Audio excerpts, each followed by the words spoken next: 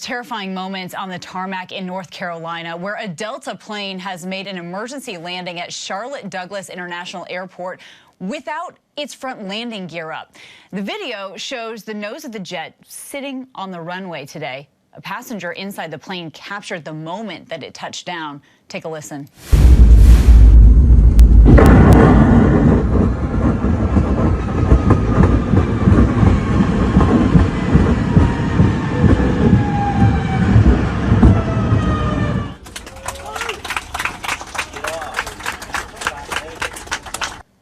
You're hearing all that clapping from passengers on board there that were told to be in that brace position.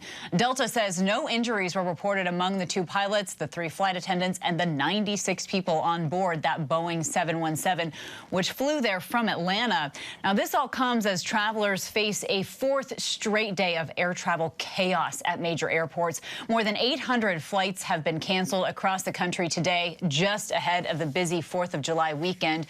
ABC News transportation reporter Sam Sweeney is joining us now with more. Sam, let's start with that scare that we just saw there in Charlotte. You have learned some fascinating details. Can you share those with us?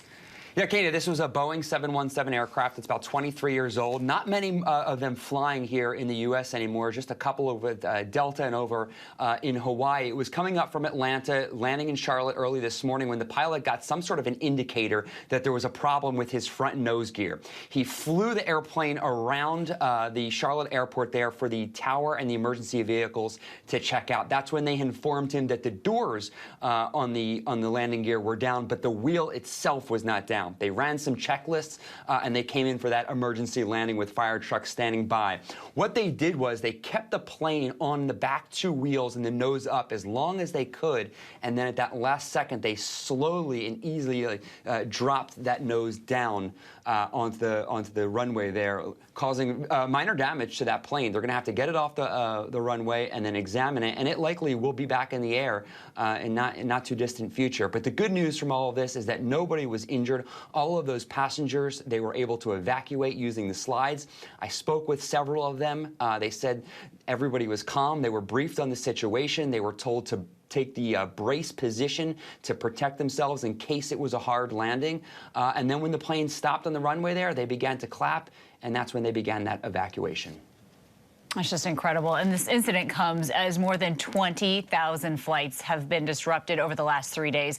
You just spoke with Transportation Secretary Pete Buttigieg. What did he tell you? Look, it's been a mess over the last couple of days, and he is pointing to the weather. And that is true. The storms have caused airlines problems from as far south as Texas and Florida all the way up to the New England area over the last couple of days. It's just been every single day these afternoon storms causing more and more problems, and it's been difficult for the airlines to reset. But the airlines are saying, look, there is a major staffing issue in the air traffic control system at the FAA. We need more staffing. We need more air traffic controllers to help mitigate these problems when we have these summer storms and even winter storms. The CEO of United calling out the FAA, saying, quite frankly, they failed us. Well, Pete Buttigieg is responding today, saying this was not a staffing issue. This was directly related to the weather, saying he spoke to United CEO Scott Kirby today. But we asked him, is the system overburdened? Are there too many planes in the air for the amount of staff that the FAA has? Let's listen to what he said.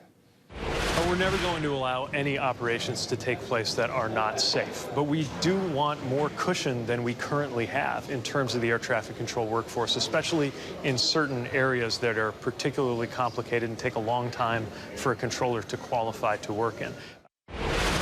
And he mentions that timeline for an air traffic controller to be trained. It can take between 3 and 4 years from the time that someone applies to be an air traffic controller until they are finished their training and they're able to work on their own in a tower. So it's a long process, and a number of those training facilities were closed during the pandemic. So now there's this backlog as we move into the next couple of years.